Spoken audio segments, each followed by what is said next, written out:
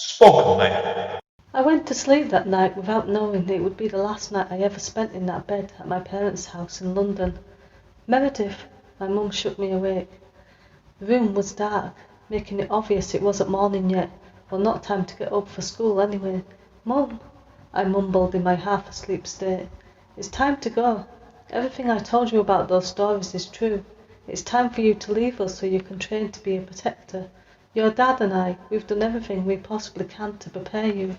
First Charge is the first book in the Destiny Initiative series by Amanda Steele. The book can be purchased in paperback from Amazon. The ebook can also be purchased on Kindle, Kobo, Apple Books, and many others. Spoken Labour. Have you ever thought about what Santa Claus would be like as a zombie? Or maybe you've wondered how he would cope with climate change, Brexit, or any number of issues facing the UK and beyond. Probably not, but if you're now wondering, you can buy The 12 Deaths of Father Christmas by Amanda Steele. It's a collection of flash fiction stories with accompanying images in which Santa dies in different ways. There's a political slant to many of the pieces and added sarcasm. This is not for children. Ho, ho, ho, ho, ho. Merry Christmas! Ho, ho, ho, ho, ho. Spoken. Thank you today for tuning in to Spoken Label. Spoken Label was originally set up at the beginning of 2016 and as of recording has over 200 sessions in our archive. Although the podcast can be heard on Anchor, iTunes, Apple, Spotify, YouTube and literally 10 or 11 other networks, the full archive can be found at Spoken Label, all one word, spokenlabel.bandcamp.com. On Bandcamp, it is set as pay what you want, so you're entitled, if you wish, you can download it or stream it for nothing. But if you want to throw me a couple of pennies my way, it is always eternally grateful to help me maintain the operating costs and future running costs of the podcast. Enjoy. Spoken Label. Hi guys, Andy N, Spoken Label. Back in the house on Zoom again today, and we're over to Sheffield today. And I've got another young lady on the phone today, and I've been chatting to her before, and her accent, as you might guess, isn't from Sheffield, but I've been chatting to her. I got talking to her about the night she runs creative poetry, and I want to have a chat to her today about her work at that and a few bits and pieces. So Sarah, first of all, would you like to introduce yourself to everybody, who you are, where you come from originally, and we'll start from there. Absolutely. Well, first of all, thank you so much for having me on, Andy. Really appreciate it. I am Sarah Jane. I'm a spoken word artist and a creative healing coach. And I'm also a co-founder of Creation Poetry, which is an online poetry community where we host open mic nights on the third Wednesday of every month. And we also run workshops and other creative expression events. Cool. Now, obviously then, what we'll look at first of all today is where your journey as a creative person originally came from then. I know you told me before you come from originally from, I'm not from base at the borders, top end of Southern Ireland, don't you? So that's right. Yeah. So it's a place called South Armagh. I meant to mention that. Yeah. And it's basically between Monaghan and Armagh in Ireland. So it's right on the border there. It's like I get the best of both worlds. Oh, completely with that. Did you find that when you were growing up then, before you came to England, were you creative back then, or has it just come together more since you moved to England? I was absolutely always creative, like without a shadow of a doubt. Arts were my best friend growing up. And I actually come from like a very rural part of Ireland as well. So I grew up at a farm, and oh wow. It was really nice. And I've always had this sort of like a deep connection to spirituality, nature, and the arts. And like I would make art out of anything, like anything I could get my hands on, whether it was soil or flowers or anything I could find, really. And this just kind of evolved throughout my lifetime. So yes, always been interested in it for sure. And I know obviously when you first moved to England, you went to Derby, didn't you? So did you go to Derby for, was that college, I guess, was it? Or did you just move over here anyhow? So that's exactly it. I'll go back a little bit before I Yeah. moved to England. So growing up, I had a father with chronic depression and various other mental health issues. And I really got into the arts when I started to bond with him. He actually really liked poetry, and he was my first kind of introduction to poetry as a child. Oh, brilliant. And yeah, it was awesome. So he sadly passed away when I was 19, and it was quite traumatic. I should probably give a trigger warning for this, but it was suicide. And this really catapulted my journey into creative healing and art therapy and expressive arts therapies. So a couple of months after he passed away, I decided to get myself on a Bachelor of Arts honours degree for creative expressive therapies. And the most accredited course was actually in Derby, because that's where art therapy was founded in the UK. So I went straight there, straight to Derby, took myself on a journey of healing through the arts and creative expression. And when I started this new journey, this new pursuit into sort of psyche, interpersonal development and whatnot, I really got into spoken word and poetry, and I managed to marry this with the other arts. And then 3 years later, I moved to Sheffield to do a master's degree. And another 4 years later, here we are today. Brilliant. So it's like when Sheffield got his grips on you, you've never let go, basically, has it? So Very, very much so. Like, Sheffield has got a very rich culture here of sort of new found poetry, like that sort of feminist poetry. And, you know, the arts here are very diverse and spread into all corners of the city. So I of course, I just had to stay. oh yeah, definitely. When you get that sort of grip on you, that he's like, you're not going to go anywhere. So I get you completely with it, because I have been Sheffield, not for a long time, mind you. It was a few years ago I went down there last, so certainly, Sarah. But yeah, I remember it well around there. So now, tell us, obviously, then you've told us obviously briefly before about creation poetry. Tell us where that came from, the idea for that then. Oh, it's a really beautiful organic creation. What happened was, just before lockdown, my friend Nancy, who is also a writer and a poet and a musician, and she's just a creative all round, she was wanting to collaborate together to work and to do some form of workshops for like expression. So she got in contact with me and, you know, asked if I would run and facilitate some workshops for free so that she could raise money for charity. And Brilliant. of course, I was like, yes, I would love to do that. So I developed a course. For people new to poetry to really sink their teeth into it and experience it from the novice perspective, because everyone has the ability to be creative and everyone has the ability to write poetry and gain from it and heal through it. So we developed this course, and sadly we only did one session and we went into lockdown. Oh. So I know, right? So I decided, along with Nancy, like, the outcome from the first session was so fantastic that we literally couldn't not to do something. So we brought it all online and we came up with this open mic night event that would really be inclusive of all the people and the voices that we stand for. So the kind of narratives that we work with are predominantly queer, feminist, really diverse, kind of more narratives of personal experience, trauma. Some work even kind of intertwines other art forms like hip hop and singing and stuff like that. And it's also kind of almost activist in a sense as well. So it's very, very diverse. So we brought all of this online, and because we had such a great response and we've seen a gap for the need for this, we've just continued to grow and run these open mics every month, and occasionally offer workshops and sort of online writing retreats and whatnot. So that's the evolution of creation poetry. Brilliant. I know. I know we've been talking about mic that, and I've been covering with about 3 years now myself, and ours was a live one. And when we went onto Zoom, it took some adjustment for us to get used to it. Did you find that yourself? It took some adjustment getting used to running it monthly on Zoom.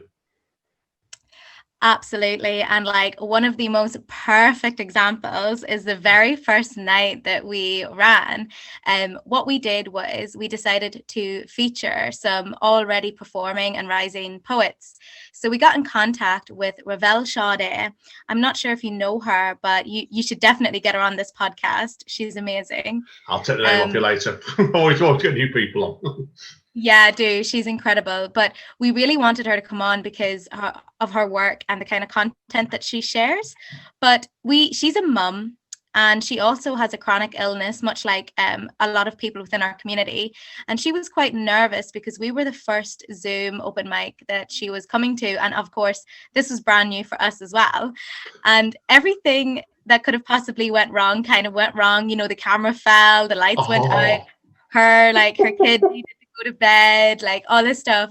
But it just added to the community. Like everyone in the audience was so supportive. They were like clicking like on the comment section in the chat, and they were like, you're a goddess, you're a queen, like, and it just makes it so much more authentic and real. And I think something about being a part of a community that isn't so polished and that is quite raw, that it almost makes it even more humble in a sense. So that, yeah, we've definitely hit a couple of bumps, but it seems like every month people get more relaxed and everything runs smoother, almost, like the more you get used to it, which I'm sure you can definitely relate to as well. Yeah, completely. I remember the first one we did, Sarah, on Zoom. When it all was locked down, me and Amanda, my partner, were about to go and do a headline slot for somebody at quite a major venue. And we got asked to go and do it on Zoom in about 24 hours notice without knowing what it was. Then we moved our night onto Zoom, and I remember as well, we had over 100 people trying to log onto Zoom that night, and it crashed the system. Oh God! Yeah, it's been an experience, that's for sure. I've enjoyed it, and I think you have as well, by the sound of things. But it's, you know what I mean. I think you learn stuff more about people all the time, don't you? And how you work as a team, and this sort of thing. But do you envisage, when we eventually come out of lockdown, would you want to go back to running a live night again and maybe a Zoom night on top of it? Literally, that's exactly it. You're way ahead of me, Andy. That's exactly what we want to do. Yeah, so I think we're doing the same, to be honest, because I think we've got safe now. We realised, and you must have felt it like I did. You meet people from all over the world, haven't you, so far, probably night. It's so true. I mean, I feel like you can't really miss anyone when you do it like this, because there are people that, you know, Zoom and online poetry events will reach that, of course, actual in-person events simply won't. And a big part of our community are chronically ill people, so people who may not have the energy or the means or the accessibility to go to open mic events. So when you bring it into your home, it's just so accessible, so inclusive. And then at the same time, of course, you know, you want the buzz, you also want the experience, the thrill of an in-person event. So I absolutely have, without a shadow of a doubt in my mind, that I have a vision of both being thriving and happening and reaching and pushing poetry into every corner possible that we can. Yeah, I agree with you. I think it was the same for my nights as well. What's the furthest out from people? What's the furthest out people you've had so far, then? Because we've had mostly England. We've had a couple of Irish people. I know of a night I was at that had a Russian poet come in and two poets coming from Nigeria on the same night, and one from Australia, and that was an incredible night. Oh, I know. I love this. Yeah, it's a real treat. I mean, we have had, predominantly our community is in the UK, and we want to feature rising poets from the UK to keep it kind of niche in that sense. But at our open mic events, we have had open micers and people join us from California, from the Netherlands, from different parts of the States, from San Francisco, from Ireland, from Australia as well, and Germany, and I think France as well. But yeah, that's it. Oh, and Thumbs up. Canada too. Thumbs up there, definitely. Right, double thumbs up, brilliant. And then I think Yeah. you do. Tell me if you agree with this. I've always found you speaking meetings, speaking to other poets in other countries, you're learning other stuff like their backgrounds all the time. And I'm pretty well versed in American poets, but it's great meeting Canadian poets, and then like you said, French and Netherlands as well. It's just that complete experience. It's marvelous. It is. It's so beautiful. It really does make the world feel like a much bigger place when it happens. Oh, complete. Now, moving on, because obviously there's a couple of things I want to talk to you about today, Sarah, in particular. Mm-hmm. The second thing we want to touch on is your podcast, Handle with Care. Yeah. So now, tell us about that next then. And obviously, we'll go right back to the beginning. I know it's quite a reasonably new one. I've seen it on Anchor. And tell us about what made you want to do this podcast and what plans you got for it. Yeah, of course. So Handle with Care was born out of a blog I started about 2 years ago. And truly, I just done it in my spare time while I was studying a master's. Like I didn't have enough on my plate. Yeah, join the club. Honestly, when something just channels through you and you feel called to share, I had to respond to that inner yearning. And it kind of came out of the fact that I have a very rich background in holistic therapies. Me and my friends have a joke where they call me like a therapy junkie because I've tried everything. I've tried everything from like holistic, shamanic, natural medicine work to body work to energy medicine to like creative expressive therapies, all that good stuff. And I am that person that all of my friends kind of come to for advice and for help. And within the many things that I do, I always take this kind of like coaching role for interpersonal development and healing. And I actually work from a predominantly witchy kind of lens, like more of a shamanic Celtic roots kind of lens, which comes into my my work as well as a creative healing coach. But I started this blog, Handle with Care, as a way to sort of express the need for self-care, because everywhere I went, I couldn't really help but notice the lack of self-care in people's lives. And we live in quite a productive culture, this like sort of more masculine churning out of work, productivity, like central kind of, it's at the core of everything that we do in society. And I could really see the wounded feminine, that sort of introspection, that self-care time, that sort of inward, how to really and truly fill up your cup. So that's where the name Handle with Care comes from. And that was kind of the blog that I started. And then I got, people really enjoyed the blog. And then a lot of people said to me, have you thought about doing a podcast because you're so great at speaking? And I said, well, why the heck not? So I started the podcast, and it's kind of evolved with me along my journey. So it's kind of changed, and it started just as all kind of topics on spirituality and self-care. And now it's kind of honing along with me into more this embodiment of the creative healing coaching side of things, and really just a platform for me to discuss what I think is most important. And in a sense, it's kind of like lighting the torch and passing it. So what I learn, I will give as I go, if that makes sense. Yeah, what I like about it is, and I've noticed, and I'm just looking at it now, is the fact that some podcasts do things on a daily basis or weekly basis. Yours seems to be when you've got something you really want to say. I think that's probably the best way of putting it, Tizo. Yeah, that's exactly it. I am very much in my feminine when it comes to stuff like this. I don't like a strict routine. I just speak as the information comes to me when I feel called. And I also enjoy having guests on, but I'll be honest, I'm more of a receiver than a seeker. So guests come to me. yeah, best way sometimes, honestly. I'm the seeker normally, or sometimes I'm the seeker anyway. So, but yeah, I know what you mean. There's two ways you can do it, definitely. So, oh, brilliant. Yeah, I've heard a couple of episodes of your podcast. I do recommend it. So I've really enjoyed what I've heard of it, and I've just subscribed to it now. It's just typed onto iTunes, so I didn't realize it on iTunes. So I'll be listening to that when I'm back at work next week. So completely so. Right. Thank you. Okay, I want to ask you about next event. So you can see, that's what I love about people like yourself. You've got loads we can talk about. So I want to know next about your on your website, the Creatix course. Yes. So my Creatrix course is under construction. I guess what I'll do is I shall give you a little background into my work as a creative healing coach, and then that will probably make it much clearer what's to come. Does that sound okay?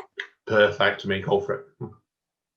Okay, amazing. So, as I've already mentioned, I studied creative expressive therapies and I specialized in spoken word, poetry, and visual arts. And in the past, I have worked sort of on commission, so project based work like with adults with mental illness, vulnerable young people, marginalized youth, all this kind of good stuff. And as my journey has progressed and I have sort of experienced new tastes of what it means to heal creatively and holistically, I have kind of honed my craft into a femme focus. So when I say a femme focus, it's really that the best work that I can do and the most healing that I can facilitate for someone will be someone who identifies as female, because that is what I sort of am called to do. So this has really been put into perspective for me this year, and I'm sure everyone listening can relate to 2020 putting things in perspective and really birthing our dharmas, or what it is that we're supposed to do. So as that kind of happened, and I've been going through a somewhat experience of death and rebirth, and really polishing off my skills and relearning and all this kind of stuff, I'm in the process of creating what is going to be a Creatrix course. And the Creatrix is simply an archetype. It's an archetype of the feminine that creates life. So it creates change, creates a new experience to live from. What I have noticed throughout my career is the power of narrative, and that can be good and bad. People who really sort of cling on and hold to their narratives of trauma somewhat can get stuck there. And the Creatrix course is really about rewriting your narrative and sort of busting out of the stories and the traumas that we kind of live in, to sort of create a new reality for ourselves, one that is rich in connections, relationships, sexuality, all this kind of stuff.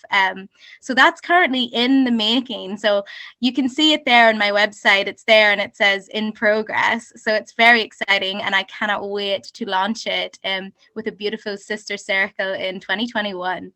Watch your space, definitely. So now, obviously, like I said before, that touches on the same thing about your creative healing journey as well, which you talk about on your website a lot as well. So it's fascinating. So now that's pretty well my questions today, Sarah Jane. But to conclude, a couple of quick things. Is there any plans you've got for the future you can reveal yet? I know we're in lockdown, so things are a bit, a bit tricky at the moment, as I would say. But is there anything you can reveal for the future that you've got in mind? Okay, so I will give you 2 juicy scoops for creation poetry. Yeah, exclusives.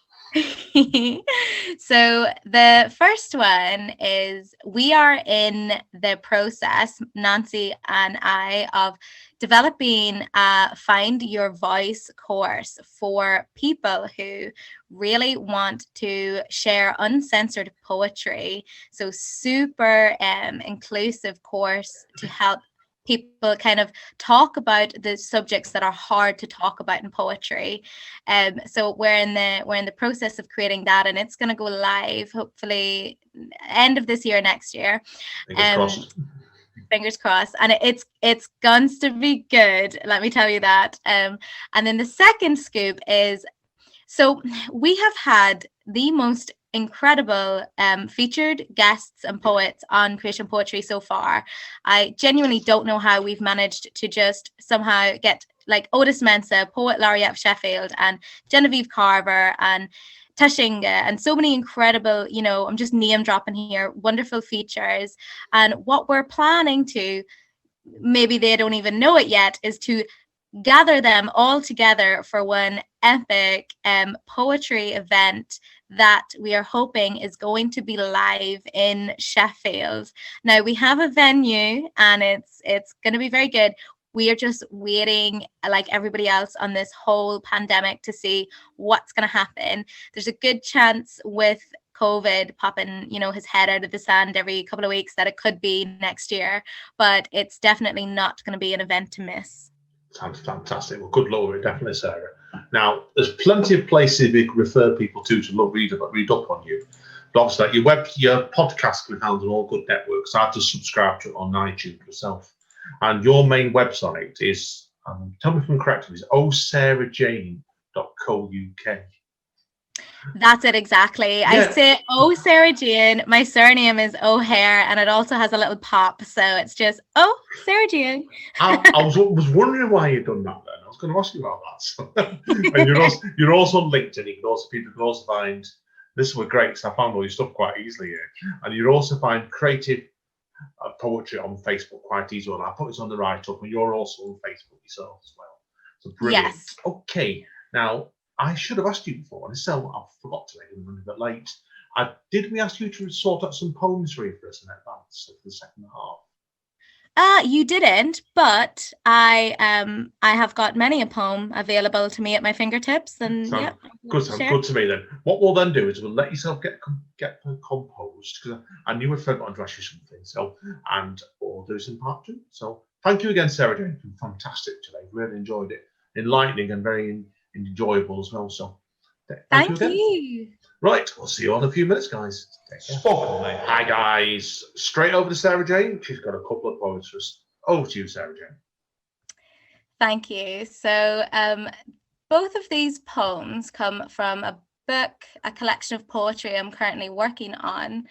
And it is about heartbreak, romance, grief, healing, all that good stuff. A big focus on self-love. The book is called A Witch Without Honey, where honey is a sticky kind of love. It gets stuck in your hair and, you just want to gorge on it and you want more. And the two poems I'm going to read to you come from the first chapters, which kind of wrap up my tragic love life in poetry. So the first one I'm going to read to you is called Misread Polka Dot Box. And this was inspired by a day where I was cleaning out my room and I found this box under my bed that I forgot I had. And many people will relate to this, where you keep a box of sort of keep-me-nots, little mementos of past relationships. And I didn't realize I did this so much. So yeah, I wrote a poem about it. Okay, so here we go. Under my bed lives misread polka dot box. Humorously, her calligraphy whispers L-O-V-E. She collects the names of all my past lovers, keeps them safe like limited edition 50p coins. Their value hasn't increased, but their weight has, and she's hungry to collect more. She lies dormant for most of the year, only to lift her hat maybe twice or 3 times if she's particularly needy. And I beg her, please go on a diet, a detox, a cleanse. But she bends her sweet nostalgia around my arms and tells me, sweetie, I'm not done just yet. We've had our fair share of fun, don't get me wrong, but most of those names belong in a chest with rocks, locked up and chained, long ago dropped into the ocean.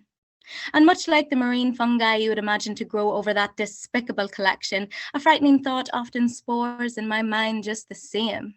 Of the entirety of names, A to Z, discussing the only thing they have in common, me. What horror must they share? How strong must they bond to unpack all my romantic patterns? What cult would they clan against my self-fulfilling plans? The false hope enveloped into lunch boxes. Connections kaleidoscoped through astrology lessons, rose-stained promises as temporary as the kisses that seal them. And I wonder further, how might this convicted bunch initiate every new title to enter? A cold wash for each individual letter, a frisking for any remaining dignity, a pointed hat to mark their idiocy, a cup of tea with sugar to soothe the shock, and a blanket, of course, in case their arrival wasn't ostentatious enough already, to comfort the part of their soul they just lost to. Misread, short for redemption. Polka dot like bullet shots box. Catching names like chicken pox from under my bed. I dread to think of the next time she rumbles. So that was Misread Polka Dot Box. Brilliant. And I've really evocative. I really got into that then. So brilliant stuff. I'm going to get you to send that title over to me afterwards. I'm dyslexic and I think I wrote that down wrong. Well, no, excellent. I really, really enjoyed Me that. too. I am also dyslexic. Creative mind. Oh, no. There's a theory going around. I don't know if you've heard of this, where they say dyslexic people are among the most 10% creative people in the country. Yeah, it's so true, because you're using the creative part of your brain more. And I mean, like, do you know about like Agatha Christie? She was dyslexic, and like apparently Albert Einstein was as well, you know? Yeah, I heard about Albert Einstein. I didn't know about Agatha Christie, man, but it doesn't surprise me. Agatha Christie is incredible. She wrote all of her crime stories back to front. So she wrote from the ending to the beginning. Yeah. That's some discipline. That. Can you imagine, like, obviously I didn't really ask what your poetry for. Can you imagine that trying to write your poetry in that way? I don't think I could do it that way. Start off at the end and go back to the beginning.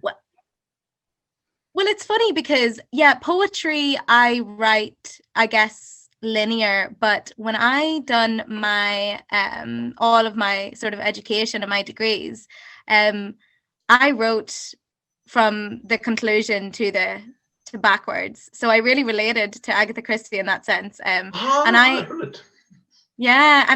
like a bit of, flattery, but I actually graduated with a 90% average. I got the highest score in the entire UK for my degree that year. Thumbs up, well done. When I did my creative writing degree about 20 years ago, I didn't go to a club, so I became the proper writer after I left uni. So that's me, boys. So I was for sure channeling Agatha Christie. I was like, if she can do it, I can do it. Impressive, definitely. Right, okay then. What's your second poem going to be today? So my second poem is a much shorter one, and it's a bit of a playful one. So it's about Tinder, that wonderful. So will I just read it? What's the title of this one then? Sorry, I forgot to ask. It's called Tinder Lessons. Tinder Lessons. Go for it. I look forward to this. I spent months getting to know you behind a rose-tinted screen that screamed, "This one is the one." You meant the universe to me. On a background of pink fluffy clouds, your icons became my love song, and I hoped that my feelings were true. But the minute I met you, I knew you weren't him. And in the damp desire, sparks of misfire burnt my skin. But still, I laughed, drinking gin, to hide my rumination within of what was or what wasn't or what might have been. I spent days going through the ways I could have realized sooner. How foolish of me to see you as the reason behind my irrelevant degree. And worse, to put all my sweet eggs in your basket, the casket of my fairy tale. But after dehorning and mourning the devil in me, I can see your lesson was less about care and more about the lack of, because pedestals don't have room for a sky-high fire, and I would be a liar if I said I could settle for a flame. And that's it. Brilliant. Great title. No, I've heard the great title. I love the ending of that about the flame. No, I've really took a good conclusion. Great stuff. It's been a pleasure today, Sarah Jane. Really enjoyed both those poems. So everyone check her out. I've really enjoyed today. Thank you again, Sarah Jane. Thank you so much for having me on. What you're doing is great, Andy, and I look forward to keeping up with all your many podcasts. Good luck. I do loads, right? Well, thank you again, Sarah Jane. Seriously. Hang around. I need to quit with you off mic. But it's Andy in. It's Andy out. Take care, guys and girls. See you all soon. Bye. Spoken, mate.